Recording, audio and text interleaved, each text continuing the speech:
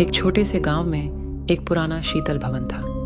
ये भवन अपनी भूतिया कहानियों के लिए प्रसिद्ध था।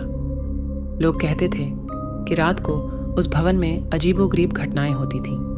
एक रात एक विद्यार्थी नामक लड़का उस भवन को जाने का निर्णय लिया। वह और उसके दोस्त बेहद उत्सुक थे कि उन्हें वहाँ कुछ अजीब दिखेगा।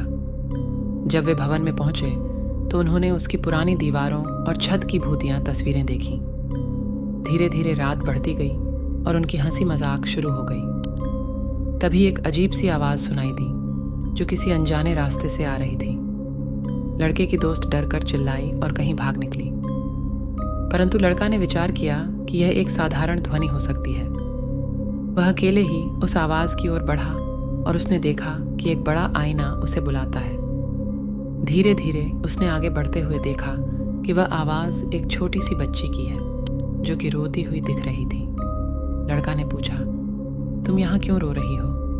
बच्ची ने उसे देखकर कहा, मेरे पापा यहाँ गायब हो गए हैं। वे आधे रास्ते पर रुके और फिर कभी वापस नहीं आए। लड़का ने दया और संवेदना से उसे सुना और उसे आश्वासन दिया कि वह उसकी मदद करेगा। फिर उसने सोचा कि यह बच्ची भवन की भूतिया कहानियों का हिस्सा नहीं हो सकती।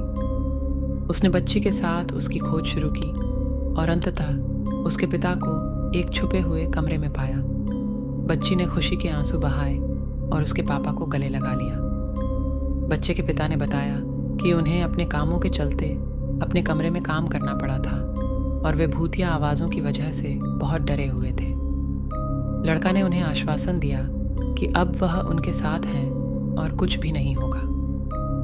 साथ ही उसने उन्हें सीधा अपने घर ले जाने का प्रस्ताव भी दिया।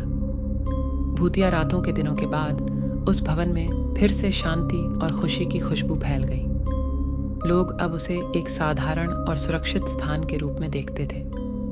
इस कहानी से हमें यह सीखने को मिलता है कि कभी कभी हमारी भूतिया कहानियों के पीछे असलियता छुपी होती है और ध्यान और समझ से हम उनको समझ सकते हैं।